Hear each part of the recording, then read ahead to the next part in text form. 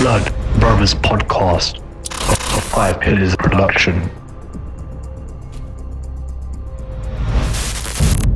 Assalamu alaikum wa rahmatullahi wa barakatuh, my dear brothers, sisters, friends, and the foes out there, and welcome to another episode of the Blood Brothers podcast with your host, Dilly Hussain.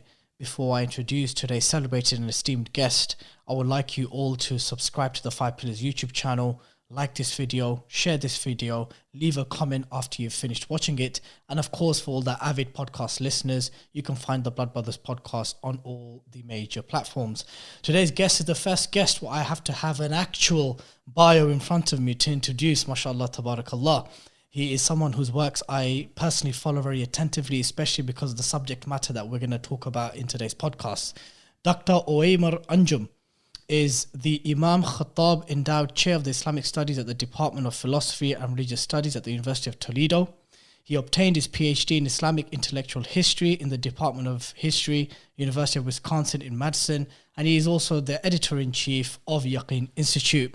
And these are just some of his accolades, alhamdulillah, and I am very honored to have him on the show today. Dr. Ovamir Anjum, assalamu alaikum, and welcome to the Blood Brothers podcast.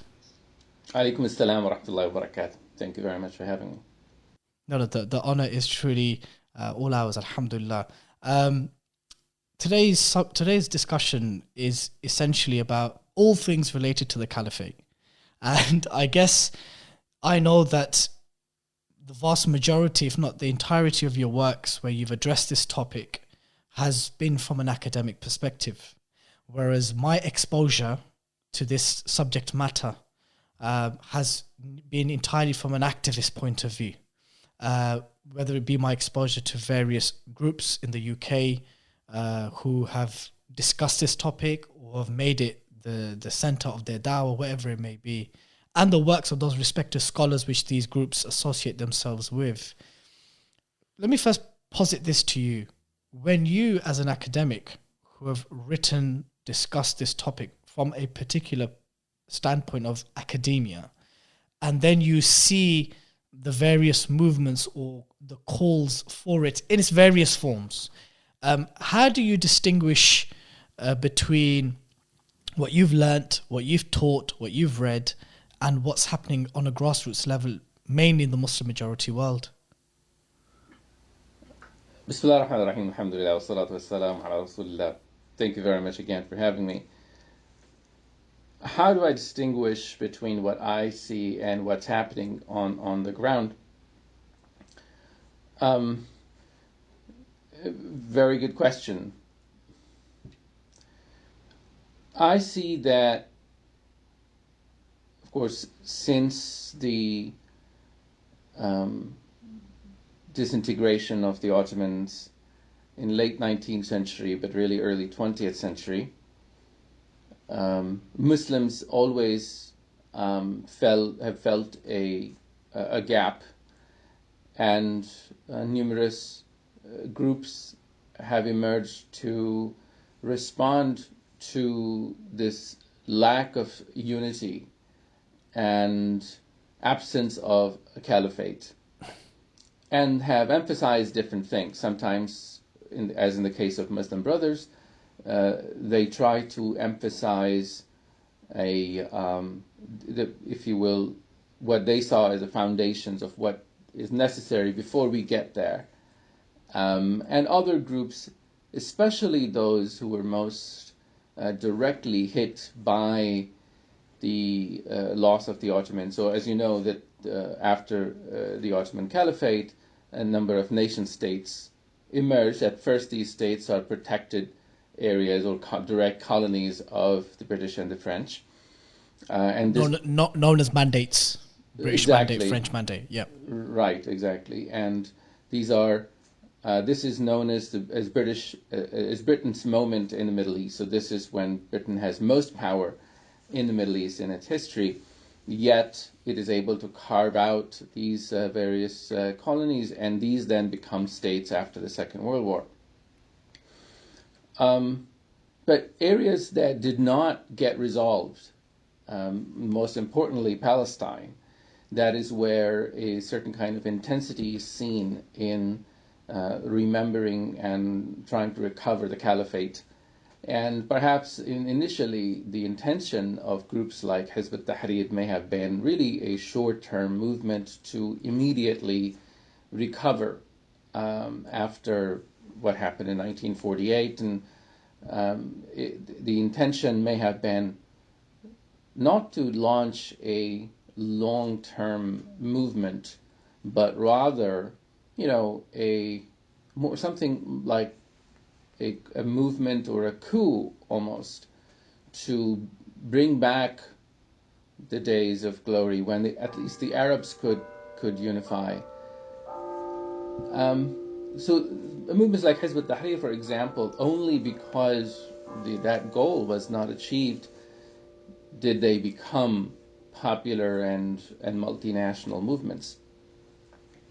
And Muslim Brothers' experience, Ikhwan al-Muslimin's experience, was similar in that, as what they had hoped for, as they realized more and more that the goal is farther and farther than they thought, and of course there is immense persecution, and world history seems to be moving in the opposite direction than the one that Muslims had hoped for. Then these movements, if you will, willy-nilly became what they became over time. So it's almost never that they planned for all of this to work out the way that it did. So that all said, of course, all of these movements are genuine expressions of Islam and of Muslims' concerns, and as such, we must learn from them, we must appreciate them, and those who fail to do so, those who say that, well, we're going to start over, you see them often making the same mistakes over and over. So it's important to understand what I mean by that. People who say, well, these reformists and these people were changing Islam and we are the real champions of tradition. 5 years later, they're talking about exactly the same talking points, because when the rubber hits the road, they see the reality. They, in fact, borrow while also condemning from the same movements. So I want to certainly emphasize that I do not intend to denigrate and merely criticize for the sake of criticism any of the groups. Now, I see that especially in the age of globalization, starting somewhere in the 70s and 80s, the Muslim world increasingly moved away from this idea of returning or recovering some kind of unity. And movements like Hizb ut-Tahrir were much more successful on the margins, on the frontiers, than in, if you will, in the heartlands. But that, I think, has begun to change after, really, you could say after 9/11, the engines of a different world order have been put in place. And I could say, in perhaps the briefest way, that Samuel Huntington has won, Francis Fukuyama has lost, which means that after the first financial shock of 2007 and 8, there are popular movements that have been getting more and more intense and entrenched throughout Euro-America, Australia, the white world, to recover a pre-immigration, pre-Muslim past. And so I think that the world is moving to a stage that I call deglobalization. Can you elaborate on what deglobalization means, how you envisage what that means? All right, so I guess for that we have to say a little bit about globalization. So what happens in the and before globalization starts in the 1980s or late 70s, there is the Cold War, and in the Cold War there are two parts of the world, right? Two rivals, US and USSR, and then their Yep. proxies. But both powers are unified in one thing that they do not want. Certainly, the United States and the United Nations established for that reason is that we do not want a third world war. And for that, we want to ensure that these popular movements, populist movements that led to things like Nazism and fascism will not take root again in these poor countries that will give us trouble again. So the economic model for the world, but also in the central countries as well, in Europe, in America, or the global north, was one of managed capitalism. Whereas in the late 70s, and then with President Reagan and Margaret Thatcher, they moved to what is called neoliberal policies. And neoliberalism meant that instead of politics and countries being important, now it is businesses that are important. When I say important, important from the perspective of whom the global institutions are going to support, IMF and the World Bank and so on. So if the 70s and 80s, there were, in all these third world countries, there were 5-year development plans because governments were getting money, and then they had the power. And who had then government power, state power, really mattered. They actually shaped the culture and economy and direction of the country to a large extent. This is also the era in which Islamic movements took an increasingly statist form, meaning that they realized that capturing the state is important, and you can take the country in different directions. Politics is important. In the era of globalization, starting again early, late 70s, 80s, the global elite decide, based on a number of economic or perceived failures, that there is a need for a different order, and this neoclassical, neoliberal order is put into place, which also called Washington Consensus. The idea is that you're going to there'll be no tariffs. Global trade should be completely fluent and equal. Governments cannot privilege their corporations and companies and businesses and economies that are local. You have to compete globally. Now, this globalization is what then leads to a number of major conflicts in the Muslim world, but also much more rapid moving of capital and peoples around the world, as a result of which a large number of immigrants also come to the West.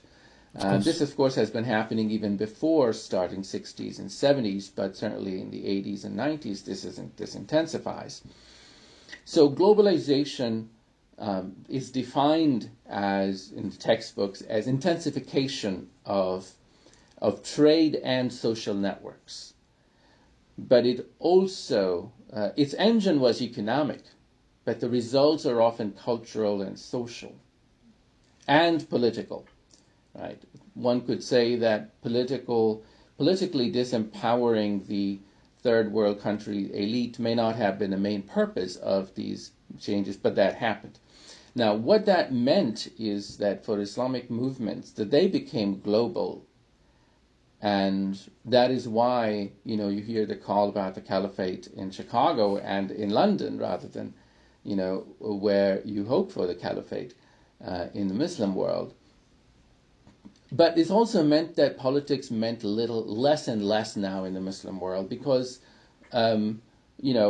if your economy is in the hands of a few multinational corporations who employ tens of thousands of your upper middle class and middle class, and of course they're stuffing the pockets of those in power because these are corrupt governments.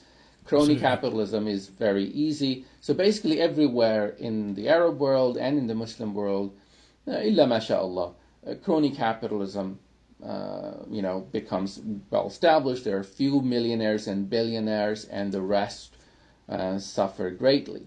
This is happening, of course, in the Muslim world. It's happening in India. It's happening elsewhere. Another, I guess, important note here is that there are certain countries, very few, that are well placed at this time to benefit from globalization. Again, I'm talking 80s and 90s still, before most of your audience are born. What happens in this time is that almost everyone loses, including the very global north, the very powers that had put this in place, because it was big capitalists against small capitalists. And small capitalists lose, the society loses, because you begin to now maximize profit by, sending jobs, overseas and so on. So which countries benefit then? The only countries that benefit from it that were those that happened to have large economies and good infrastructure built up by this time. And China, of course, is number one, and to some degree India as well. These were countries, not that they were good countries, they in fact had engaged in, especially China, in effectively a genocide and major, massive killings of entire class of people, and there was no tradition of rule of law or accountability of government. But China does have a long-standing, thousands of years old tradition of a strong state, strong central power, which the Muslim world doesn't have, which the Middle East doesn't have. Of course, it was in Turkey, in Istanbul, for hundreds of years in the Middle East. But this meant that you have certain players that are well placed to take advantage of globalization, and China did, and India. Then we see the result of these movements in places like India, which is rise of fascist Hindu nationalism, which is reacting against this accumulation of wealth in a few hands, but also using it to its own power. Now, where does this leave Muslims? Muslims were the worst placed to take advantage of globalization. What ended up happening in the Muslim world is that, of course, they are divided, and so these divisions are extremely important in being able to, in losing all these opportunities, right? Because what happens is... Would you say, sorry to interject, Ustad, would you say the Khaliji states, the oil-rich petrol states, that they were also at a disadvantage? Well, so they use their advantage to greatly, as did other despotic regimes. But really, what is happening is that the Middle East, the Gulf, is an exception, because there's no trade. It's really they're rentier states. So there you didn't want either democracy or much free capitalism, although capitalism also is expanding there. But elsewhere in the Muslim world, you have the same tradition, same trend of increasing power of multinationals and global economy, and then therefore political elite become leeches on this trade. And so they don't become less important in that they're still, causing havoc. But they become less important that if they want to do something, they don't have much power. The only powers they have really is how much money they're going to make off this trade that is going on. So if you are somebody like Mubarak, right, then you have a few billionaires in Egypt, the question is how much you're going to take off it.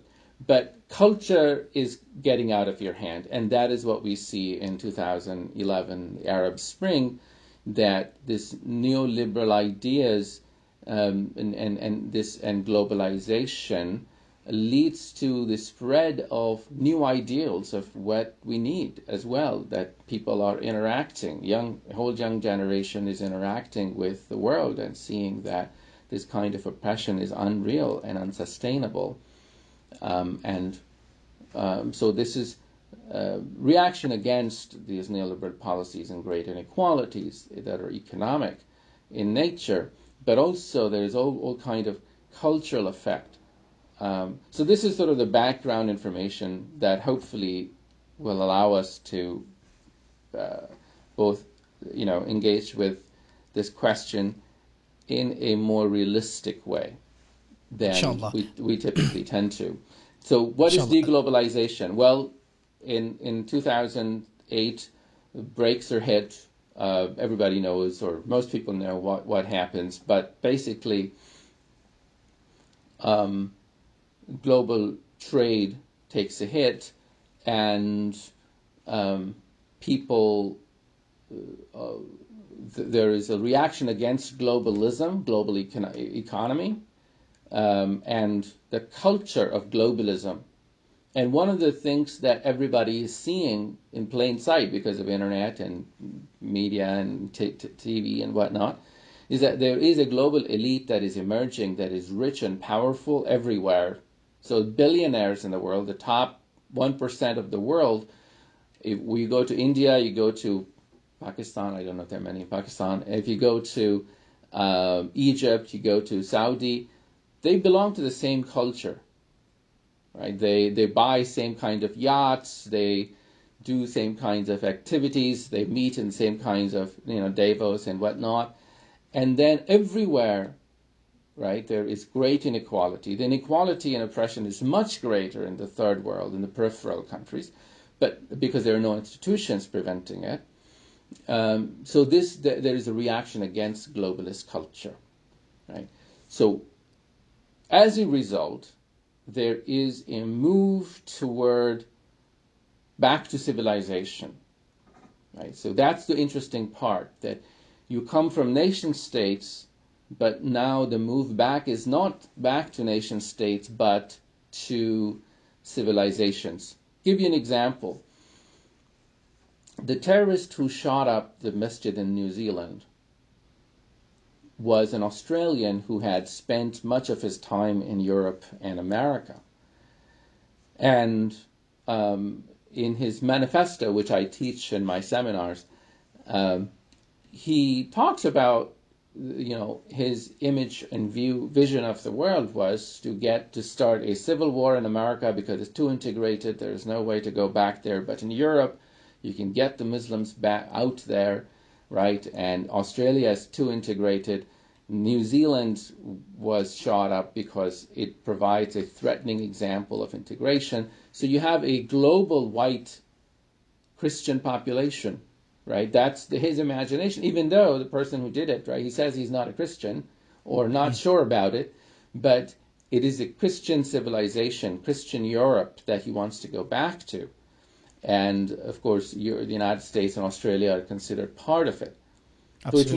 So it's not like First World War, Second World War nationalism. This is different, and this is exactly, I think, what Huntington had predicted. To some degree, he was talking about other countries, but really it happened among the rich white. So this is the idea: is that just as China is emerging as a civilizational state, not just a nation state. India is being thought of as a civilization, not just a nation. And we can talk about the difference if you want. And so my point is that as these new changes are taking place, Muslim leadership, intellectual and political leadership ought to think about where we're going next. Right. When you mention civilizational states, which aren't just nation states, would you describe, are there any prospective civilizational states, or that at least showing some kind of indication towards that direction from the Muslim majority world? Indication? I don't know. I mean, so I obviously Muslim countries, the Middle East, particularly was ruled by the Ottomans for several centuries, for 4 or 5 centuries, and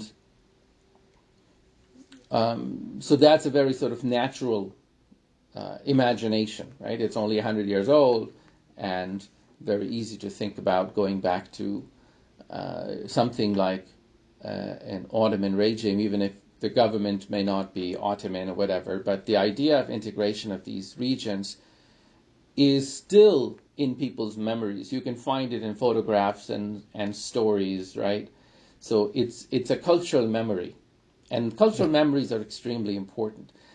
And of course, for Muslims now in South Asia, Pakistan and Malaysia and Iran, they were not part of this this connection, but nonetheless, you find that there's quite a bit of movement even there to, in fact, these countries are taking lead in creating some kind of corporation, cooperative initiatives. I don't know how far they're going to go, but of course there is this kind of in this imagination of unity. So even Saudis, for example, put together this army of 23 some countries led by a Pakistani general, which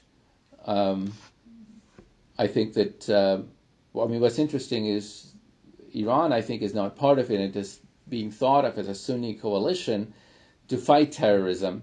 So it's Sunni coalition against the Sunni terrorists, perhaps, and Shia terrorists and Shiism and whatnot. I don't know. But the point is that even the idea of a military unification is not off the table. It's not that, we cannot imagine that something like this could happen. But it is done cynically. It's done by, people who just want to hold on to their power. There's so much that you've said in your opening segment, Ustad, that I need to nitpick some of them. I need to try to unpick some of them. You said Samuel P. Huntington won and Fukuyama lost. Now, when you said Fukuyama lost, this is the thinker who said that we have reached the end of history. Man has reached end of history. That the nation state, the liberal democracy, is the pinnacle of governance. In short, that's in essence what he was saying. Why do you believe that he has lost?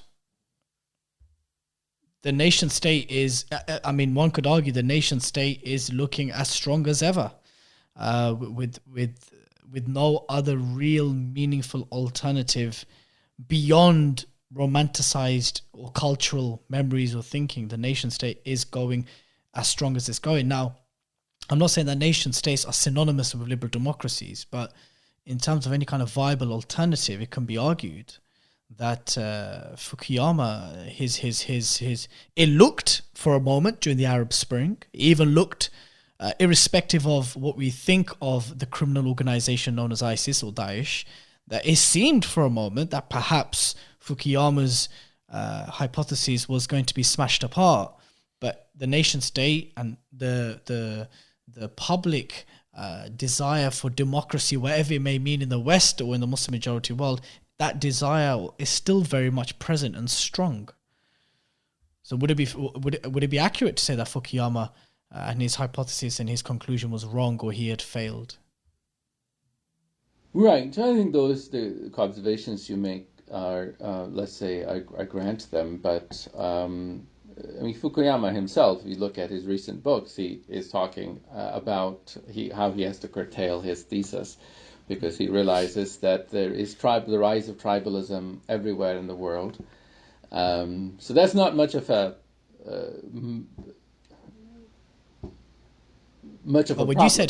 When you said earlier on, you said Fukuyama has failed and Huntington has won. Right. When you said he has failed, was I correct in understanding that your reference was to the end of history? Yes, exactly. Okay. Right. So I think that the idea that liberal democracy is going to work for everybody has failed. That I have no doubt about. And the reason is that the environmental crisis has made it very clear to people, to scientists and people who would pay attention to science, right, at least even cynically for their own advantage, that liberal democracy requires a level of consumerism that if it really spreads to poorer regions of the world, there is really going to be suicidal tendencies in the world, because you do not have the resources to feed all the mouths in the way and have the kind of waste that is produced and the kind of energy that is produced.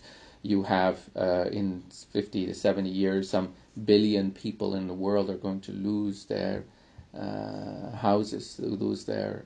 And it so happens that many of those regions are Egypt, Karachi, Bangladesh, and Indonesia are Muslim. And then as a result of that, there you have the immigration crises and political wars and sort of environmental wars that are everybody's anticipating, and they're beginning to happen. So I don't think that any serious person would even come back and say, "Oh no, Fukuyama has won."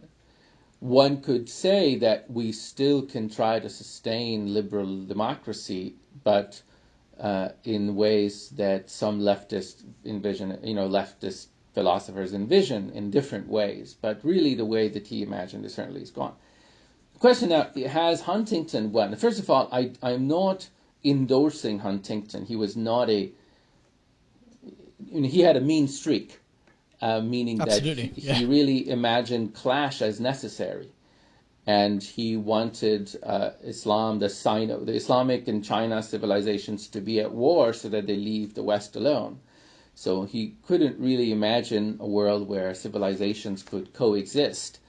But in terms of, I think, his powers of observation, I think that they have proven true in that.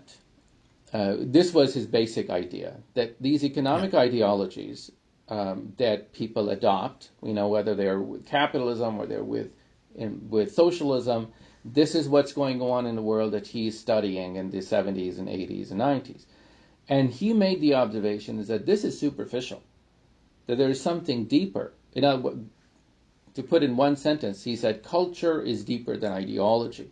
So economic ideology is going to come and go.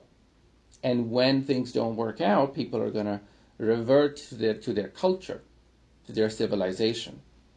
Now, he did not say that culture and civilization don't change. So people, this is, of course, thing that happens in academia, that criticism of popular thesis is good, and especially because of the way that, what he was pointing to, a kind of very anti-globalist spirit.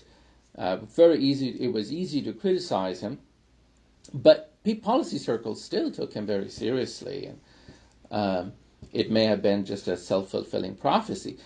Be that as it may, he was right that, yes, he may not have been able to define civilization very well, but he was right that ideologies are superficial. These nationalist ideologies, or, whether we're going to be with US or USSR, and the Arabs were all Arab nationalists, and then there's this Arab socialism. All of that was very superficial. What he said is that there's something deeper that's going to stay. And that, I think, is absolutely true. I agree with you, definitely.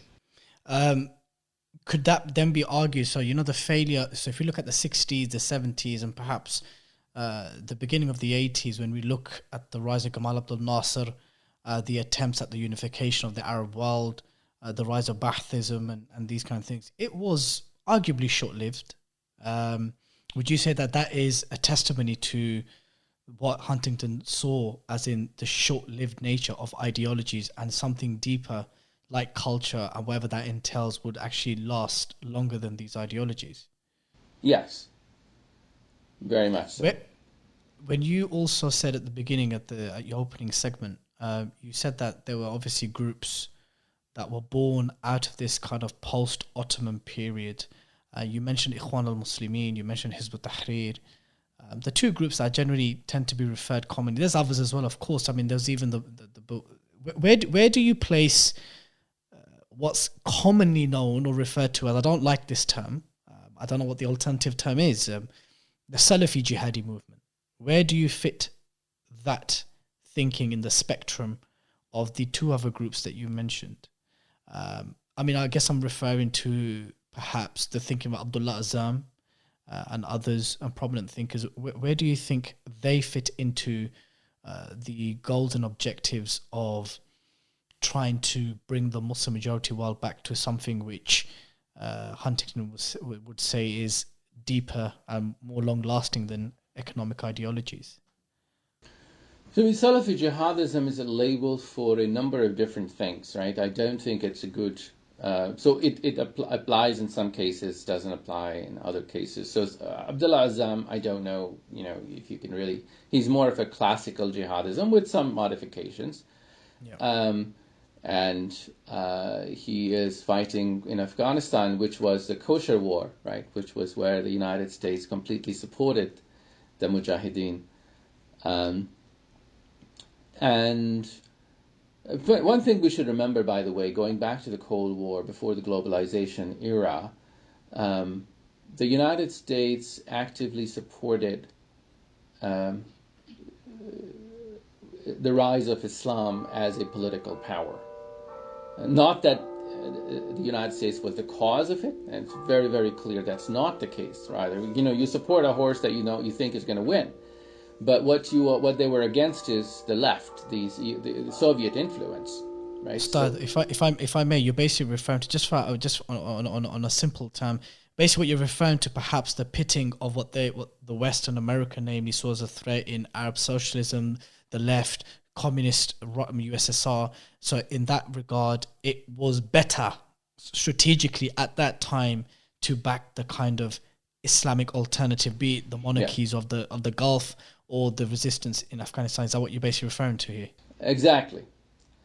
There is an interesting memo or a letter that is sent by Carter administration, I believe, to King of Jordan, where it says that we see the rise of jihad and this Islam as really a positive, as a positive development. We see something like development of a muscular Islam or the Arabs. That's a good thing, right? Because the idea is that the problem is a PLO, and against a PLO you want to back Hamas.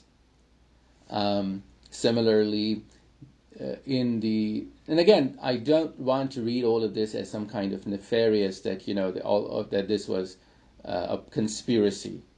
No, not at all. But it's important to see that there are all kinds of opportunities and cracks in the world in the world elite, in the world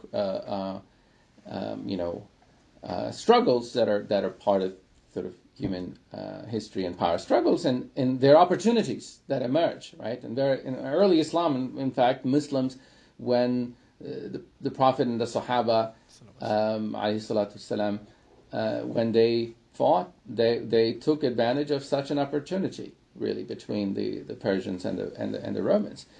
The problem is that, of course, people today often have no sense of agency. They see these developments, everything is a part of a prefabricated conspiracy. Everybody, the assumption is they all know everything.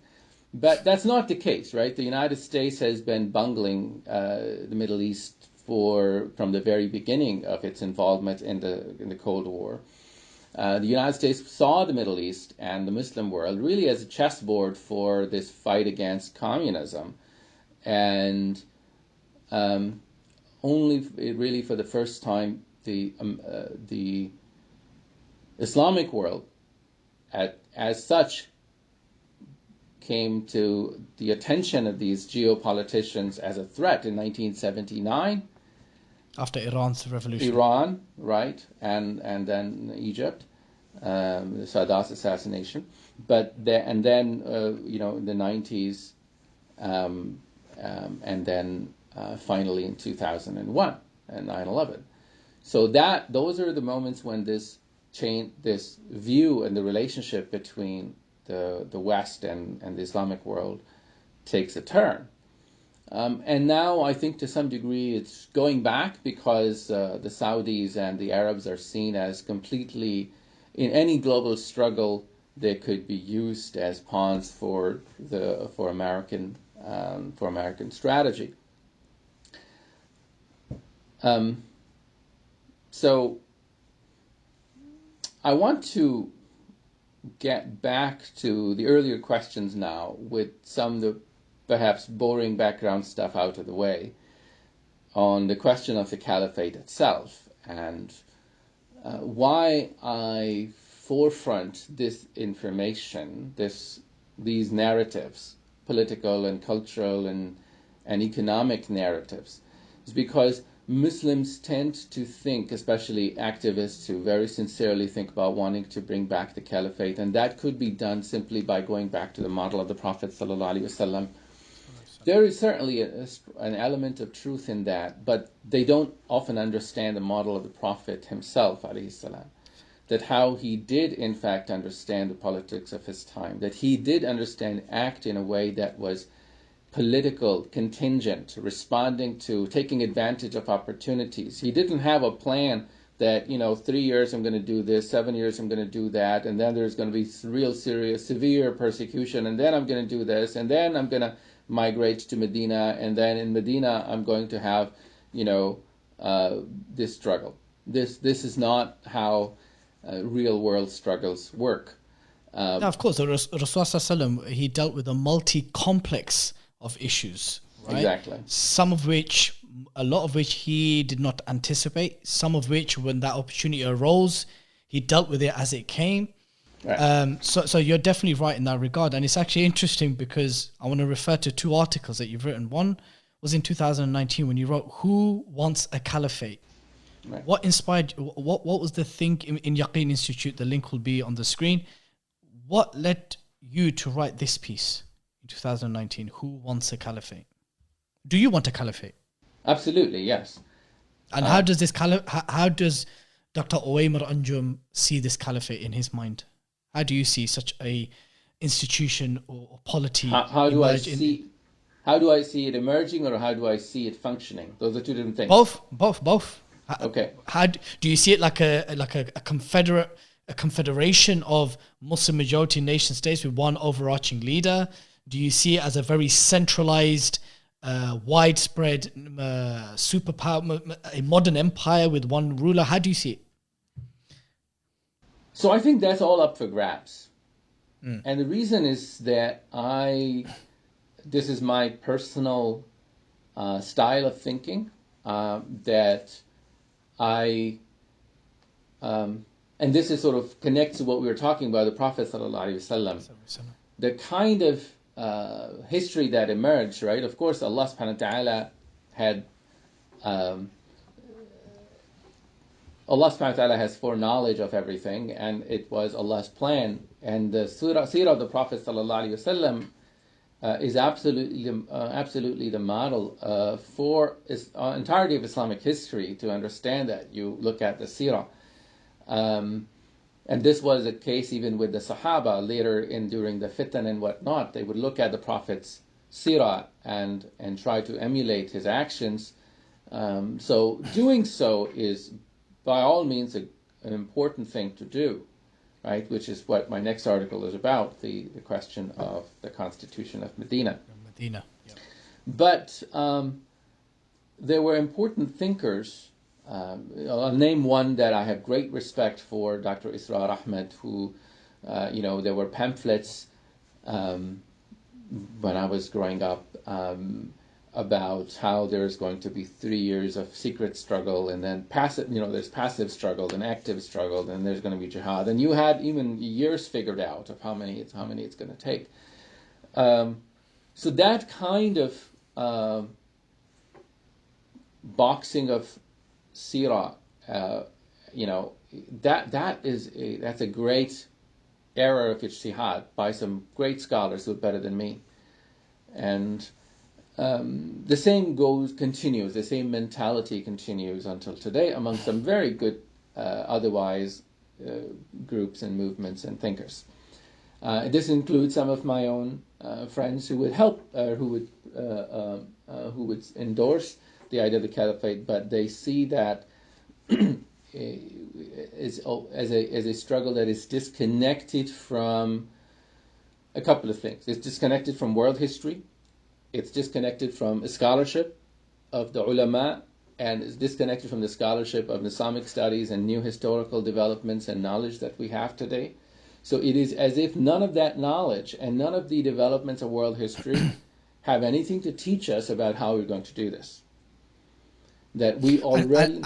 And who is at the fault of them? I mean, when I have spoken to various senior activists and I've engaged some of them in my previous years, one of the arguments is posited that, well, this is a situation in Islamic history which we've not really faced or had before. Okay, fine. Okay, we're in 1258. The Mongols sacked Baghdad. The Mamluks did a comeback in 1261.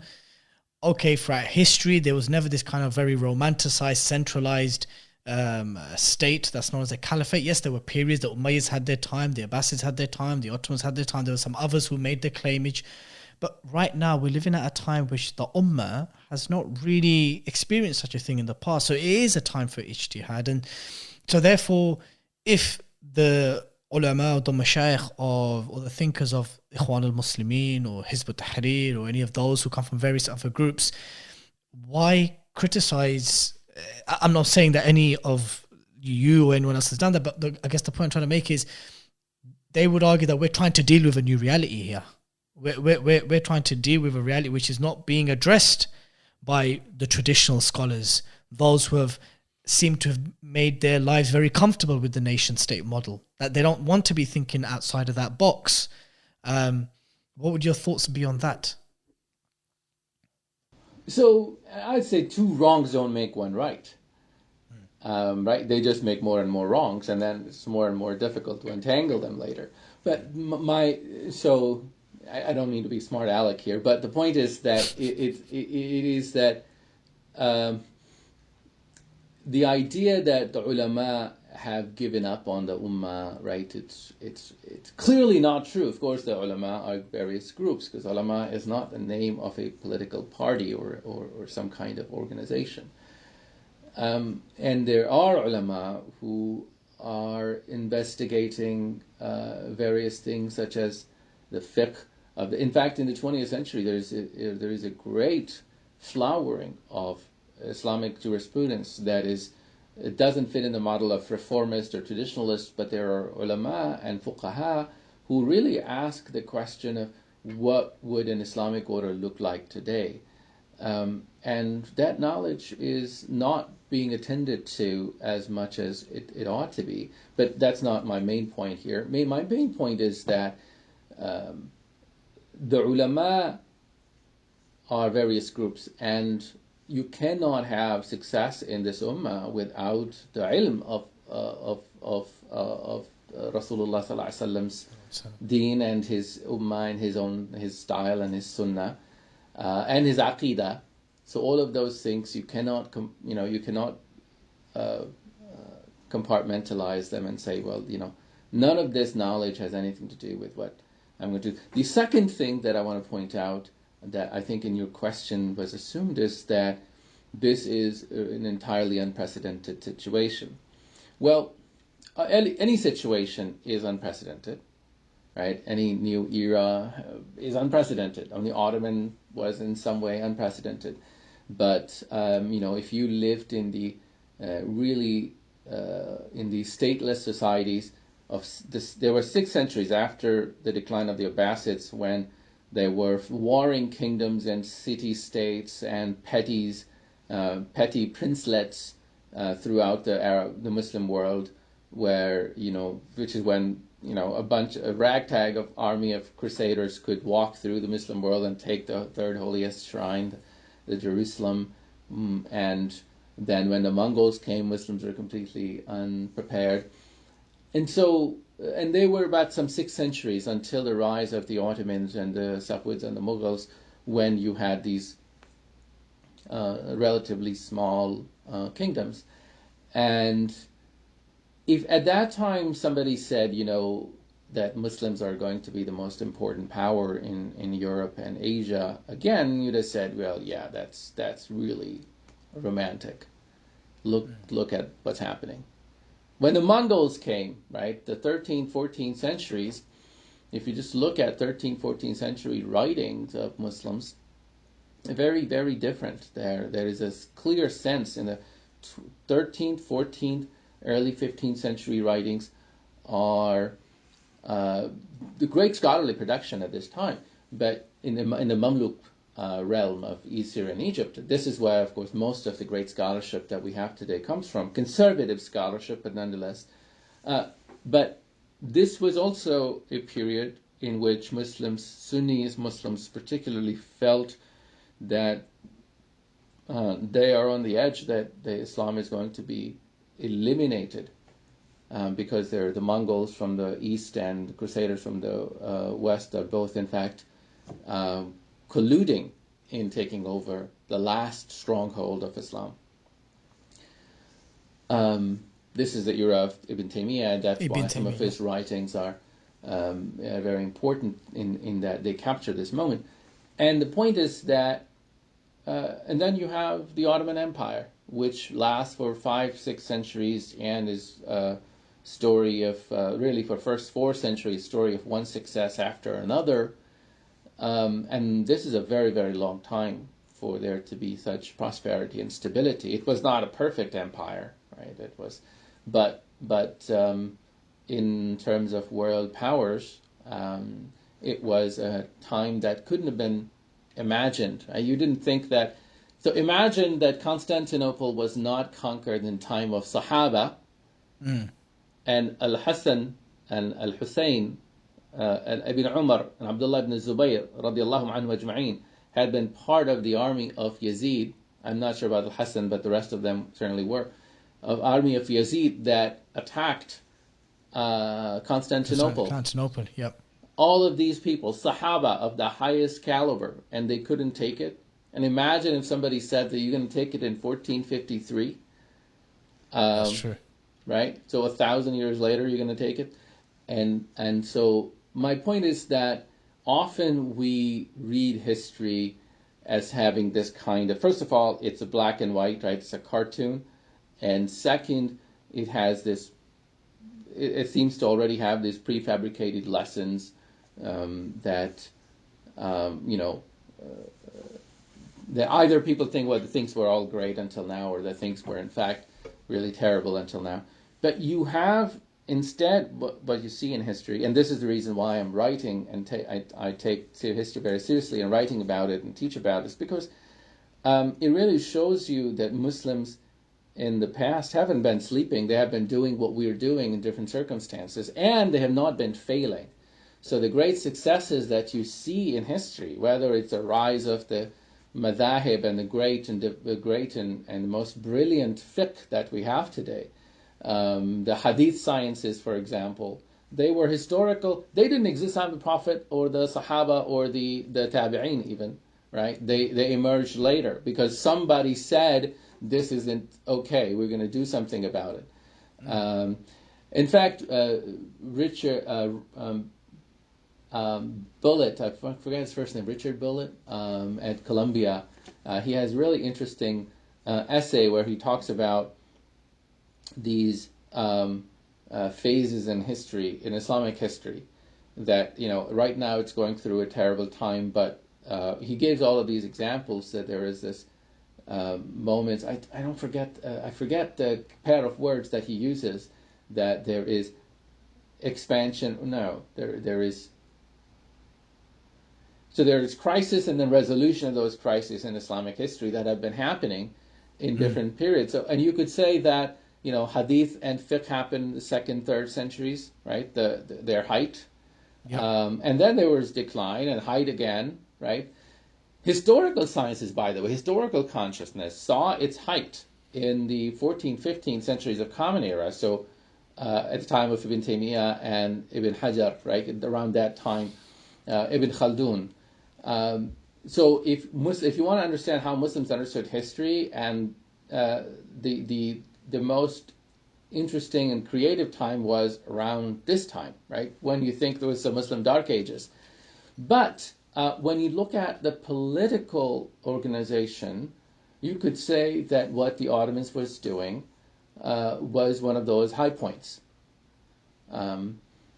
And so I don't think, so when you think of this as, you were winning, and then all of a sudden, 1924, you lost, then you're like, okay, how can you ever go back? Because you're just going down and there's no coming back. But if you think of Islamic history as, people Ups have and been downs. winning and losing. For example, the era of Al-Ghazali, politically speaking, was one of the lowest points, whereas his own teacher, Al-Juwayni, who was serving Nizam al-Mulk, one of the most brilliant wazirs that the Islamic world has ever seen, he saw possibilities and optimism. So that was a very quick turnaround. And then the Crusaders came, and Imam al-Ghazali has nothing to say about them. And they walked through the Islamic world, and Muslims are fighting each other. And Muslims, in fact, were almost colluding with the Crusaders against other Muslims. And then you had the rise of Salahuddin and Nuruddin Zengi and so on. So with Ustad, let me just ask you something then. So with those various historical ups and downs, right? Granted, I think it would be a huge mistake for any Muslim, and even when I have the pleasure of addressing university ISOCs, I always say, look, brothers and sisters, Islamic history is not a romanticized utopian history. We need to move away from this, because wallahi, you're going to fall into big trouble when someone just has a cursory reading of what was happening in the Muslim majority world throughout the entirety of 13th, 14th centuries. It would be a colossal mistake to present Islamic history and Islamic civilization as hunky-dory, and the only thing you're going to highlight is the sacking of Baghdad in 1924. You're in trouble if you're going to present our history and our civilization as such. However, what I would want to ask you is it a fair comparison to compare the state of the Ummah today with 57 plus Muslim majority secular nation states, with military bases, US and British, but many US military bases scattered within many of these countries, the way we are economically enslaved to powers outside of the Muslim world? Are you saying that there has been situations like this? Because right now, the Ummah's question, I guess one of the reasons why people go towards romanticism, Ustad, is because it makes you feel good in a very dark and depressing time where humiliation and oppression seems so widespread, that a bit of romanticism helps, a bit of Dirilish Ertugrul helps, a bit of Paytat Abdul Hamid helps, a bit of thinking back of Muhammad bin Qasim helps, and Tariq bin Ziyad helps. These things help. If you thinking back to these romanticized notions of these great figures who took Islam to great lengths, and then or like Salahuddin Ayyubi or Sayyid Qutuz, rahimahullah, these things help. Is the Ummah to blame to want to go back to romanticized readings of history? So I don't really see that as romanticized necessarily. I think that there are good and bad readings, but human beings cannot live without dreams. And you cannot achieve great things without dreams. And I think of visions and dreams as a rather positive thing, right? The opposite of dreams is not, of good dreams, is not that you cannot. The imagination, even of a nation, is just an imagination, right? It's just that how much agency you put into this. And I think that one of the things you asked me about this question of why I wrote the article, I guess it's time that I answer that question. I wrote this article because I was in Tahrir Square in 2011 interviewing the leadership and the Shabab when after Hosni Mubarak had stepped down, and I saw Egypt as alive. I saw Egypt as just a very different kind of country than the one I had visited earlier 2 times before. And honestly, I saw Egyptians are really so deeply oppressed that I cried for them. 2011 was the Egypt that I could rejoice about, and I could talk to people. Everybody had a political opinion. I saw Egyptians as alive. Yet when I talked to their leadership about what was wrong, I felt, and I gave a talk about this when I came back, was basically was a letdown, that I did not think this was going anywhere because there is no vision, there is no understanding of the world politics, of world economics, there is no alternative. And people thought that, the problem was Hosni Mubarak. The problem was one guy who was bad, and next time we're going to have a better guy. So I felt that this was a moment. So basically, this takes me back to my understanding of how change is more likely to happen, given in this attention to history and to contemporary social sciences, political science, of how revolutions and social changes happen. So my one thing that I'm going to emphasize again and again to Islamic movements who are interested in reestablishing the caliphate is knowledge is not your enemy, it's your friend. Whether it's knowledge of history or knowledge of contemporary social and political sciences, don't convince yourself that all of this knowledge is being produced by your enemy.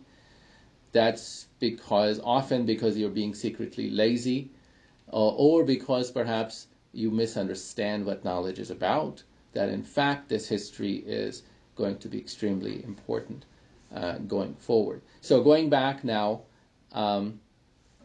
in Tahrir Square, when I'm talking to people, I realize that these people's understanding of what's going on in the world is extremely impoverished, and this leads me several years to think about how to change that discourse. And I think of change as not either bottom-up, grassroots only, or top-down. Like those are the typical models that are presented, right? So Hizb ut-Tahrir had this model. They're going to write letters to generals, military generals who are going to come take over, and that's how Khilafah will be established. Whereas the Muslim Brothers have this model that they're going to educate, they're going to work on the society, and then the society is going to choose better leaders, and these leaders will at some point want to perhaps move toward fundamental structural changes. The assumption is that there is a third. The third is to fight and remove. There is that third option as well, which is more okay. It's a bit it's more newer. like the first one, because really it's ultimate. I mean, you could say the ISIS, Daesh is another model, which is that you go Daesh, Al Qaeda, whoever it may be, is violence. to fight the Tawaghit or these Right. illegitimate regimes. The Right. armies can't be trusted. Right. You need to physically move these guys to establish it. Right. And I think that these are all models of change that are, and I don't want to put them even in the same place, same category, right? Because I think of Daesh as a pathology, not even Al Qaeda. Al Qaeda is a different level still. Absolutely agreed. That Yep. goes wrong, whereas Daesh is a pathology that's born out of Al Qaeda going wrong, if you will. But these people think of you see, all of these people have an imagination about the nuts and bolts of how the world works. Now, that imagination is not known to us, right? So actually, if you read, for example, the manual that became the Daesh, if you will, manual, Idarat al-Tawahush, or Management of Savagery. Yes. This is a manual written in 2003 and 4 by a young Al-Qaeda operative on the way to becoming Daesh. Anyway, so if you look at, they have a history of a theory of world politics and how to change, how to bring change, and it's very realistic, right? It's very realistic, meaning that ideologies don't matter as much as, and in some ways it's more competent than what you find in the textbooks in the Muslim world, certainly. But it's also one that's unstudied. It's like one dude wrote this, and this became, this may be a result of some struggle, some conversations that are taking place in the barracks and whatnot. But this guy, who probably had a bachelor's degree in agriculture, is telling us how the world works, because he's reading news. You don't have departments and scholars, universities and madrasas and Ibn Khaldun and Ibn Taymiyyah and Al-Ghazali who are seriously helping us understand. And Huntington and Fukuyama are not being engaged. What you have is this guy with bachelor's in agriculture And that becomes the model because it gets picked up the right moment, and then it goes downhill from there.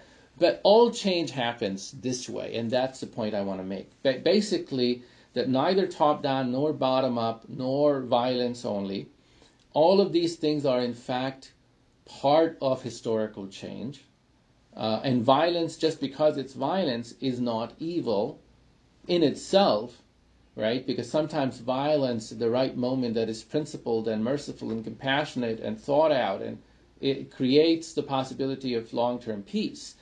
Absolutely. But the point is that these questions are not addressed, right? This one dude decides for the Ummah what we're going to think about the Caliphate.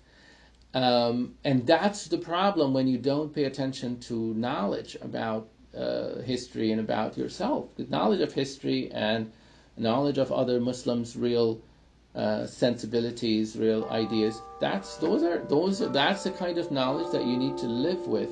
And so, change, in my view, is, in fact, this is a standard social science, social movement theory that typically there are 3 or 4 things that come together to make social movements succeed. There is political opportunity or cracks in political elites, whether it's global elite or national elite. There is resource mobilization, meaning that, for instance, in the Arab Spring, the cell phones and Facebook and whatnot provided a new resource of instant connection that wasn't available before. It maybe wasn't necessary, but this became the means, the resources by which you could mobilize and create communities. The third is framing of the ideology and grievance. Because grievance is itself, just because you're down low doesn't mean you're going to rebel, you're going to engage in collective action, that you're going to challenge those in power. No, that in fact requires framing. Absolutely. And framing means, right, that you decide what is wrong and who is responsible and how to act. And the Arab Spring, one of the reasons it succeeded, because its framing was compelling. It was simple. It wasn't conspiracy theory. It identified problematic actors in a particular way and unified people in the way that it framed the problem. Anybody could agree that there was too much corruption. The Salafis, the Christians in Egypt, the left and the right. So my point now is that all of these things matter in bringing change. And you do not know, right? You cannot write a pamphlet about how this is going to pan out. So that's my answer to your earlier question of how I think this will happen. The answer is that you have to remain open to other Muslim intellectuals, thinkers, social movements, people who are concerned with the same thing, because you don't know. That's one. The second question that you asked, which I deferred, is the question of how do I see this working out? How do you see this? How do you see such a the polity? caliphate functioning? Yeah. Right? Yeah, How does it function? And for it to succeed in your thinking? Can it function in a world of nation states, or would it have to smash this concept of nation? That it would have to essentially go against the nation state. You can't actually have a caliphate and nation state coexist. How do you see it happening, functioning? Yeah. So that's the question. Another question, and I have all your questions in mind, that I'm not ignoring them, which is that, are we in the worst possible condition today? Comparatively to history. What's that? Yeah, comparative. So the Ummah situation now, is it the worst comparatively to the past? Is it a fair comparison? Right. And so let me answer the second question, and then we're going to look at, if you will, the final question of how it might look like in the age of nation states. So, is this really the worst that it has ever been? And the answer is, really, I can tell you many things today, very concretely, that show us quite the opposite, that we haven't been as good as we are for centuries as we are today. I'll tell you why. Today, let's just look at brute numbers. In the beginning of 20th century, 1900s, the number of Muslims in the world, percentage of Muslims was, take a guess. It will probably be significantly, surprisingly less than what many would think. I don't know, 70 million? Right, so the percentage-wise, Okay. of world population, it's 10 to 12%. Okay. Today, it is closer to 25% of the world. Okay. So we've doubled, roughly. Percentage.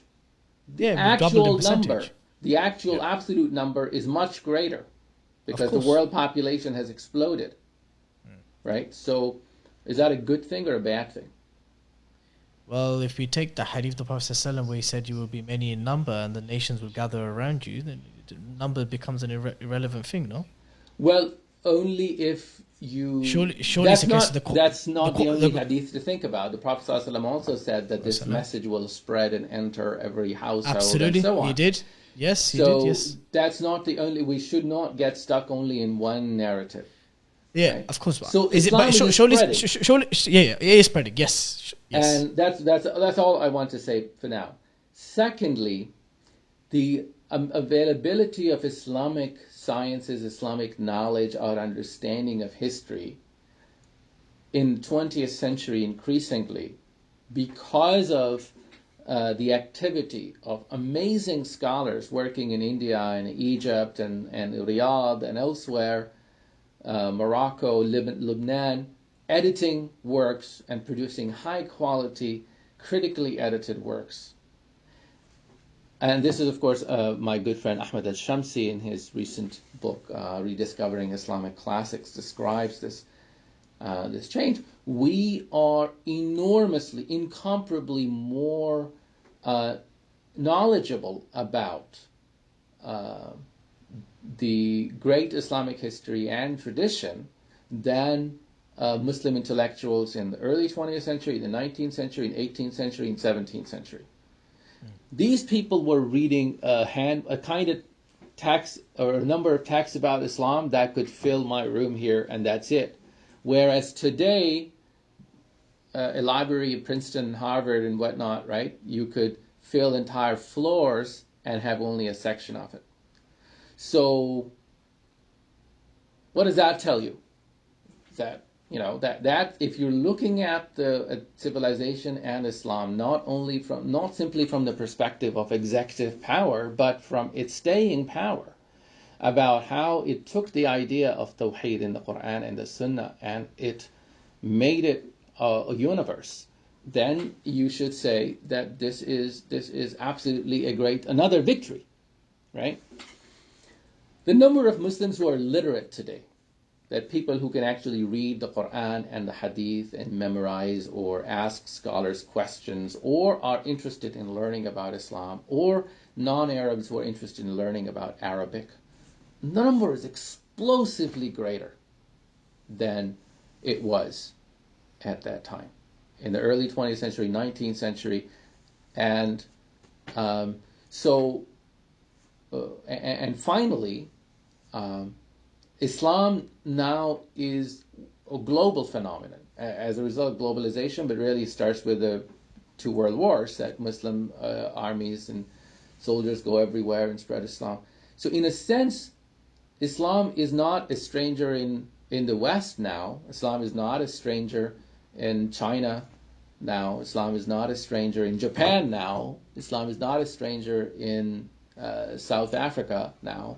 All these regions that were not reached by Islam in the earlier centuries, even as late as the 19th century.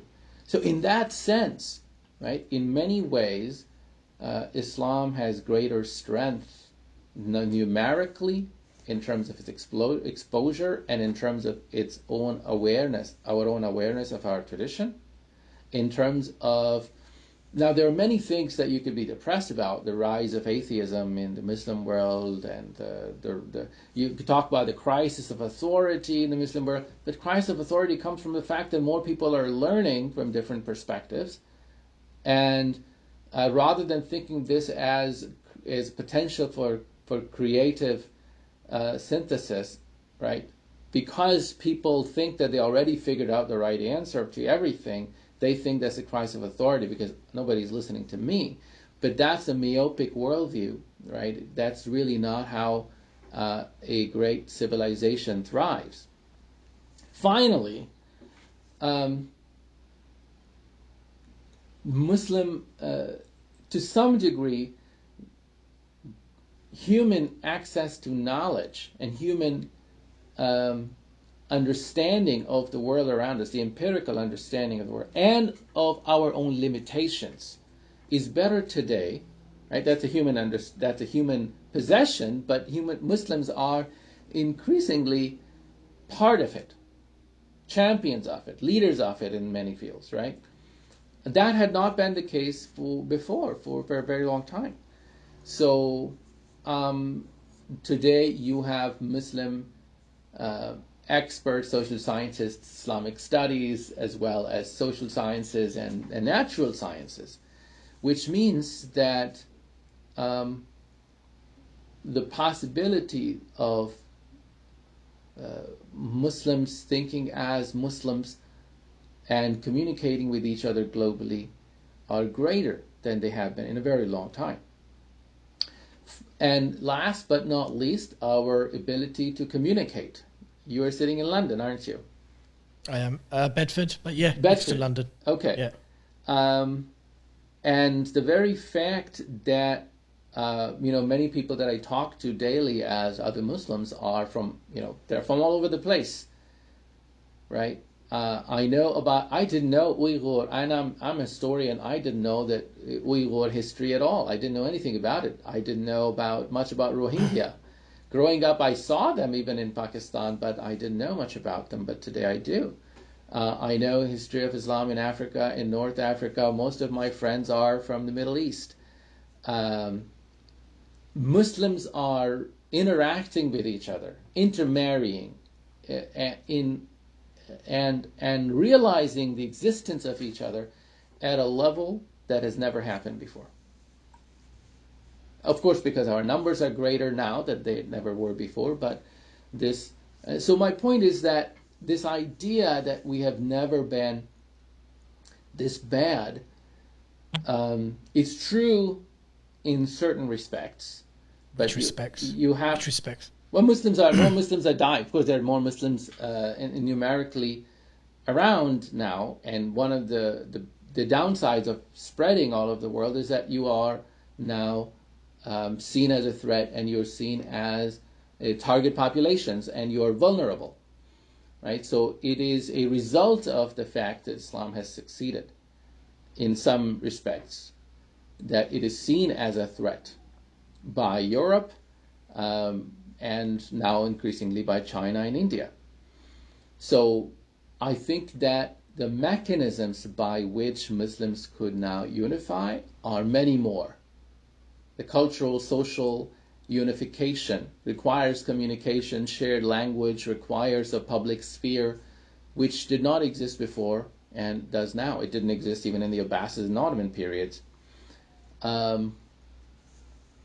So I think that there are reasons for optimism. So that's the question about whether I see Muslims as worst ever. I don't, in fact. I'm very optimistic.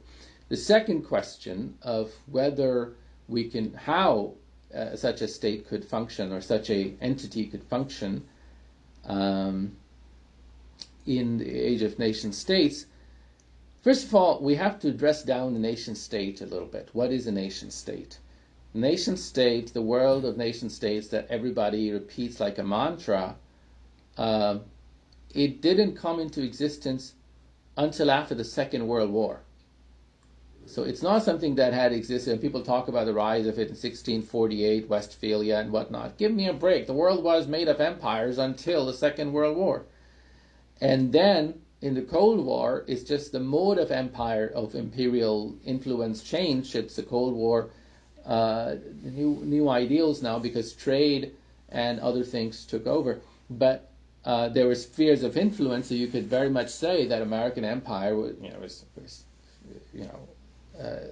continued to exert such influence that nation states, even in this time, were always a questionable construct.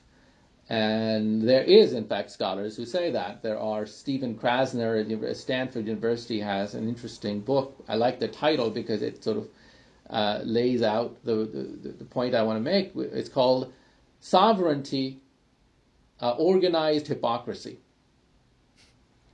And the idea that Stephen Krasner has is that, of course, sovereignty, the idea that they're nation states and they're sovereign, it's just a construct that we always consistently violate. And he, in fact, says there's nothing wrong with it. Just give up the hypocrisy. Not all states are equal. Never have been. Never will be. And so that's one. That nation state is not a hundreds of year old construct. It's not what brought modernity. It is not synonymous with our existence. It is a construct that became increasingly popular, even then questionable, after the Cold War. And it came under attack already in the 90s. And because when you have to understand what nation state means to understand why many scholars have written about the end of the nation state. In the 90s, people were writing about it because they saw globalization as the end of the nation state. And to some degree, now we're living a reaction to that perceived end of the nation state because people want to go back to this. But the idea was that, you see, nation state ideally is a territory where people and the ideology and the state, the government apparatus, are all one abstraction. They're one thing. The state represents the territory and the people, and it is sovereign.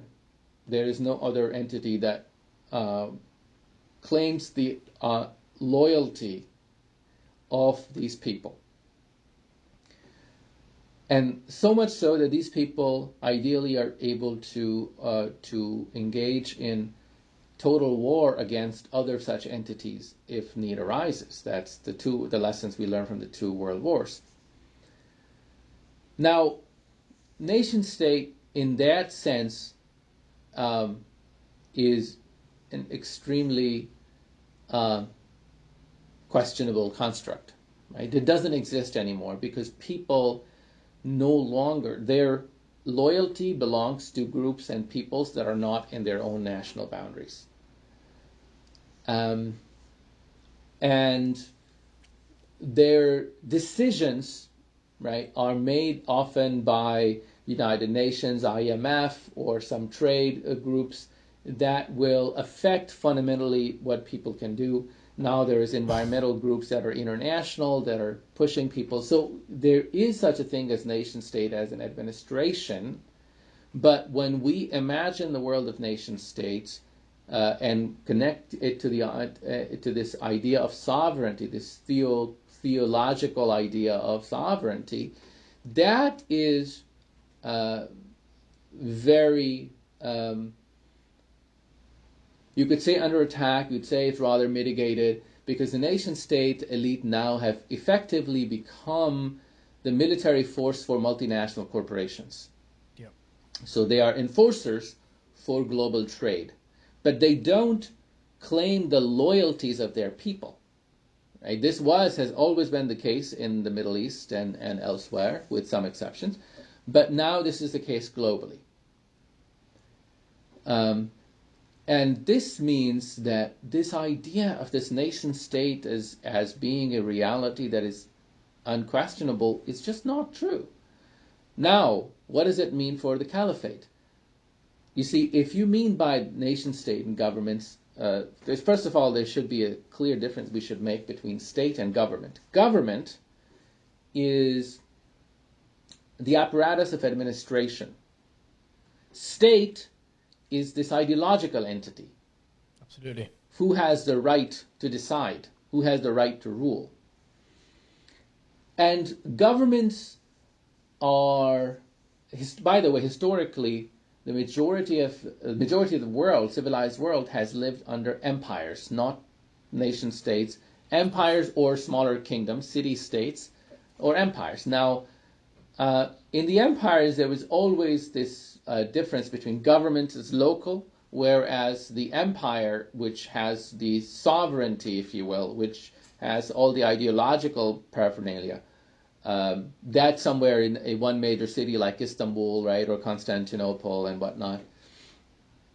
So in a sense, what we are talking about today, moving toward today, naturally, not only because we want as Muslims, but because it is good policy, in my view, in a number of ways, economically and politically, a combination of empire and nation-state model or administration, basically local administration, local governments, yet that are, through our technology, strongly connected. So there are some policies on which we need to act in a central way, in defense and economy and movements of people and so on and so forth.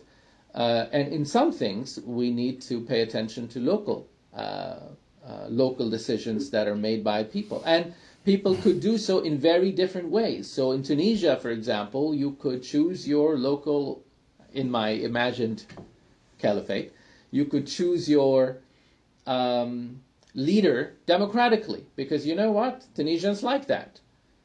Or at least some Tunisians like that. So long as majority of Tunisians like that, good for them. They choose their leader that way. Yemen could choose a sheikh, tribal sheikh that most people agree on, right? Balochistan could have the leader of their jargah. So you don't have to break all these local forms of power and impose one in order to establish a caliphate, right? And that's the mistake that often people make, that caliphate, they think of caliphate as a blank slate, that you have to erase people's history and culture and local forms of power and solve all of those problems before you can get there, or while you're getting there, right? Somehow you will have this power to do so. And I don't see that as necessary. It may happen because, again, you never can decide ahead of time how it will happen. But you should theoretically, in your discourse, in your understanding as Muslim intellectuals and activists and ulama who are thinking about this, our discourse should rise to this level where we see these theoretical possibilities, study them, debate them, so that when they happen all around us, we have appropriate reactions to them. If I were to just engage you in this kind of possible, hypothetical possibility, the one that you mentioned about Tunisians electing their ruler or their leader by democratic elections, the Yemenis via a tribal sheikh, and so forth. How then do you hypothetically in this situation, just as a running thought, if it has ever passed your thoughts, would it come to issues of war, military cooperation, not just defense but expansion, the source of governance, the source of laws, and these kind of things? Yes, so I think that there should be great local autonomy. Now, there is always a difference in Islamic history between siyasa and schools of fiqh and madhahib. Siyasa has always been a more flexible model. Whereas, a good example of that is Nizam al-Mulk, who was a Shafi'i, endorsed Hanafis and Ash'aris, somewhere, some places, and Hanbalis in Baghdad and elsewhere. Kind of guy who knows that siyasa is different from my personal beliefs, right? A ruler, and this, by the way, this is why Imam al-Juwayni, who wrote this famous and very important work, Ghiyathul Ummah fi Iltiyath al-Zulam, in the time of Nizam al-Mulk, and this is, in my view, one of the best treatises, better than al-Mawardi's, which is more famous. Why is that? Why do you think that's better? Because the most popular, commonly cited was Right. Al-Ahkam al-Sultaniyya. Right. No, Ghiyas al-Ummam is more imaginative and more critical about its resources, about its sources, and it's about its claims. So it wants to differentiate between what is definitive, what is merely conjectural. So it criticizes al-Mawardi rahimahullah for that reason. But I mean, Mawardi's book is absolutely amazing. It's just not what people often take it to be. But Ghiyas al-Ummam has this extra element of great imagination of what happens if this isn't there, what happens if this isn't there. And there he talks about that the rule of the Khalifa or Imam should be to uphold Aqidah only, not teach people their religion, and and defend the lands of Islam, Hawdatul Islam or something. Right? The idea is, or Bayda, as they always use the word, that there are these lands of Islam, and the role of the ruler is to take care of the whole, and not go individually and teach people or engage or persecute them, engage in inquisition about whether their aqidah is right, or basically let the ulama and the teachers and the parents do what they do best. They decide what needs to be taught, and you take care of the basics. Similarly, the job of the Khalifa, or now one we should speak of, I believe, as a caliphal institution, is to ensure that all parts of the Muslim world, that they're in their mutual interaction, that there is fairness and justice, that if anyone is threatened from an outside source, then all of the armies of the Muslim world need to be mobilized, that all of them are implementing Sharia and Islam in the way that locally is decided.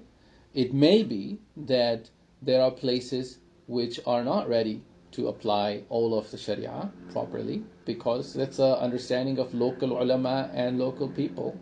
But once you see a model of successful and compassionate and working application in one place, then it spreads, because Muslims learn from each other. Of course. So there needs to be this sort of practical understanding, because and you need to learn from the administrative strengths and mistakes of the Ottoman Empire, most of all, because that's the most detailed knowledge and most bureaucratically sophisticated empire we have ever had. More so even than the Mughals and the Safavids or anything else have had. So that is obviously needs to be a point of reference. You know what you just described as the Khalifal Institute's overarching responsibility to ensure fairness and justice in the lands of Islam, to see that the Sharia is being implemented in those lands where it is able to be implemented, and of course to protect those lands from any external threats. Can you see such a responsibility or such an institute of polity fitting into this also very flexible and synergistic reality of what you said about Tunisia electing its ruler, the Yemenis having their tribal sheikh, the Baluchis? Can you see a Khalifa on top of these regional and local leaders? So I think for that you'll need good institutional design. And for that you need really good scholars, minds, constitutional scholars who can learn from history. I think one institutional design that is an example of everything working out, but also a great genius, is the American Constitution, which took really belligerent and different colonies and was able to put together a design that worked. So I think that institutional design is necessary, and when and where that moment will come, I think that's for us to decide. But I think it's possible. It's in fact, I don't see any serious limitation other than our own imaginations and lack of courage. bringing the podcast to a close, I really wanted to ask you whether you had read the following books. And if you have, what are your very brief thoughts on these books, as well as the authors, and also just get your thoughts on 3 case studies of 3 groups. Have you read The Impossible State by Wael Halaq? Yes. And what's your general thoughts of the book, its arguments and its conclusion? I saw that book as a challenge, as throwing down the gauntlet, rather than claims that are precise and accurate. Meaning that many observations in it can be challenged, but it's a passionate plea to think differently, which is why I wrote a review of it in 2013, I believe, and I almost knew 100% that people are going to misread the text. And so instead of reviewing it, I summarized it and I pointed out these are the things that people are going to misread. And of course, surely people did misread precisely those things, such as... What was the biggest thing that was misread or misunderstood? Well, so some people saw Halak as advocating a secular state because he is saying the impossibility of a nation of Islamic state. He's not advocating a secular state, certainly not a secular nation state. Other people were likely to read him as saying that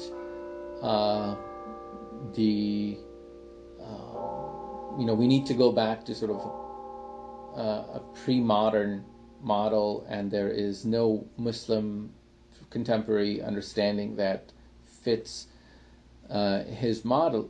And I felt that, in fact, he was drawing on Muslims who were more deeply critical of Western civilization, but in some ways his model was a more sophisticated version of what some of the earlier Islamists were saying.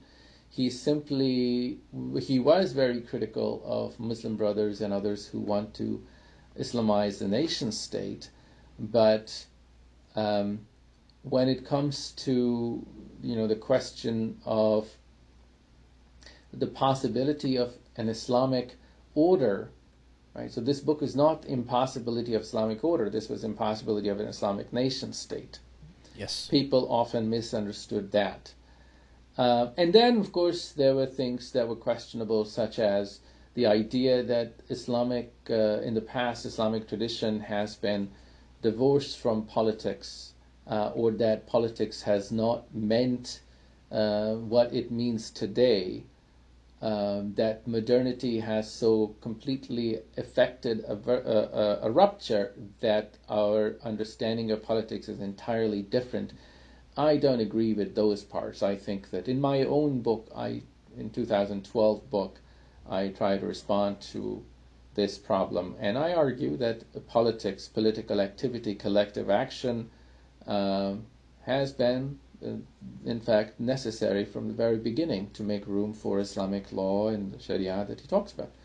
So, but I think it's a very important book that changed the field, and as such, we should be grateful for it. Recalling the Caliphate by S. Said. That's another great book I have read, and I have taught it in my classes, and I think that it is a courageous book that allows us to and asks us to expand our imagination. So I have great respect for him, for Professor Salman As-Sayyid and his book. This is an author who I believe actually wrote a brotherly and warm response to your 2019 piece, Dr. Reza Pankhurst, and his book, The Inevitable Caliphate. Have you read this book? Yes, I have read Inevitable Caliphate. I wrote a review of it as well, and I know Dr. Reza Pankhurst. We have engaged in conversations and continue to be. Now, obviously, in his case, he's coming from a very specific context as someone who was a member of Hizb ut-Tahrir, as someone Yes. who was jailed in Egypt, but as well as being an academic. And you wrote a review of this book as well, yeah? Yes. Yeah.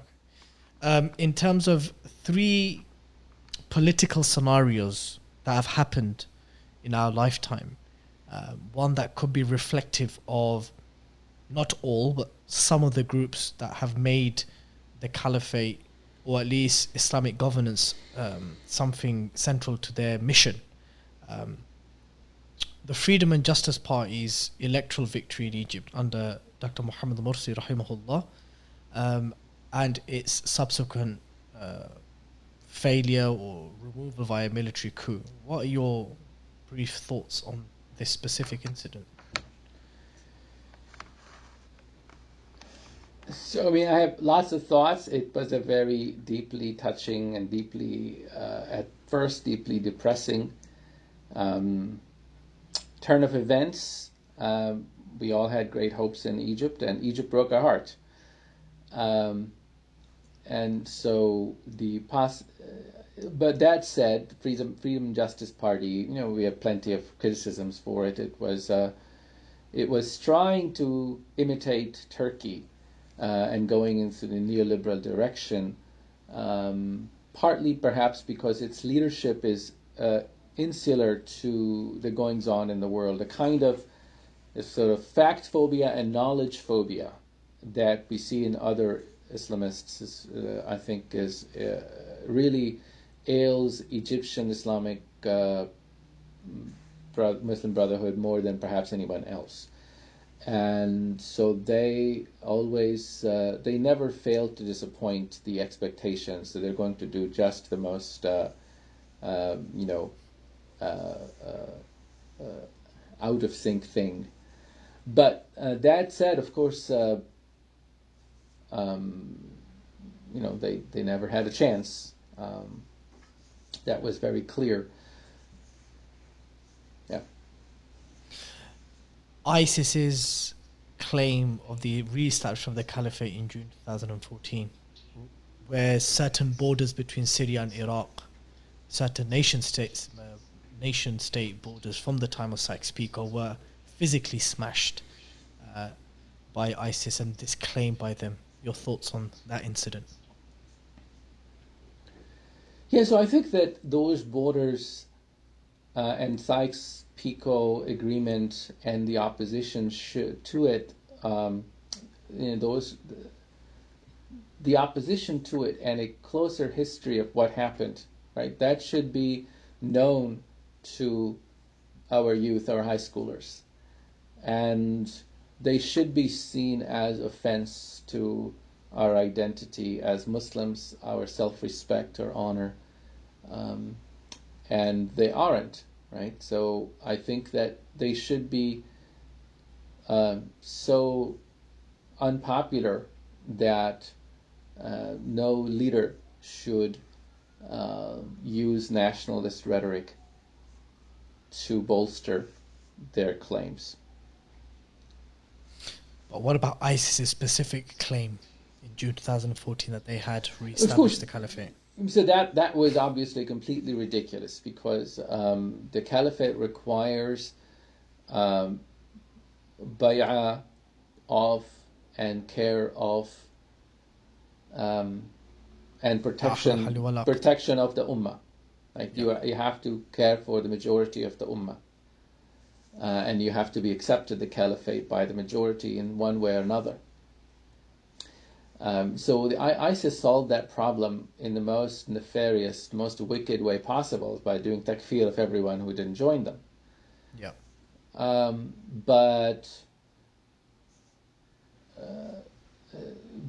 so there was nothing to their claim that was credible, because to be a caliph means first and foremost to protect the borders of the ummah, protect the Muslims, and who could they protect? And of course they couldn't even resolve their problems with Al-Qaeda and Taliban. So that's even if they're not bloodthirsty, young and stupid murderers, you could still give them a chance. Well, if they were not that, you could say, okay, what went wrong with them? Let's say they were better, more compassionate people, right? What would still be wrong with them is that they could not work out differences with people very much in their own ranks. And if you cannot make a deal, if you cannot bring people to the table, then you're a non-starter in the game that the long-term game that we have. Okay. Being from Pakistan yourself, or being of Pakistani origin, we know that at least in the 90s onwards, there was a high level of concentration by Hizb ut-Tahrir in Pakistan, and where to a point they did open up some communication and some dialogue with generals and brigadiers, some of which are currently in prison. What are your thoughts on Pakistan, not necessarily Hizb ut-Tahrir's activities in Pakistan, but I guess you can put it into that, but Pakistan first and foremost as perhaps a potential prospect of a future birth of a caliphate? Right. So I think that Pakistan is great potential because Pakistan, it's a relatively young country that doesn't still have any coherence in terms of its various ethnic models, various ethnic groupings, and the only thing that can potentially bring them together is Islam, but they have tried to nationalize Islam, right? That's what the army wants to do, to use Islam, but to do it for its own purpose nationally. Of course, all nation states do precisely that. It so happened that Pakistan's army's identity in history and contemporary interests align with Muslims' interests in general, often, not always. So it doesn't have an anti-Islam or anti-Islamism even strain that you see in other armies. Dr. Ovamir Anjum, it was an absolute pleasure having you on. It was a great honor having you on. I know this conversation could have easily gone on for a few more hours, and that's usually the case when Muslims discuss the caliphate and revival and stuff. And I pray to Allah subhanahu wa ta'ala blesses you and preserves you in this life and gives you the best in the next, and keeps you, and you too. And keeps you as a source of benefit to Islam and Muslims and wider society. Ameen. Ameen. Same for you. Jazakumullah khairan. Thank you very much for having me. Barakallahu feek. Brothers and sisters, friends and foes out there, I hope you thoroughly enjoyed this podcast as much as I did. You tend to know which podcast I really, really like when it's me doing not much talking and doing a lot of listening. And that's more than you know that as well. Those podcasts where I'm listening a lot, it's those ones which I can literally just sit here and just listen. And I hope you guys benefit. There's a lot of ground covered with a lot more that could have been covered. And inshallah, we hope to have Dr. Anjum on in the future. Subscribe to the 5 Pillars YouTube channel. Please like this video, share it, leave a comment. And until next time, Assalamu alaikum wa rahmatullahi wa barakatuh.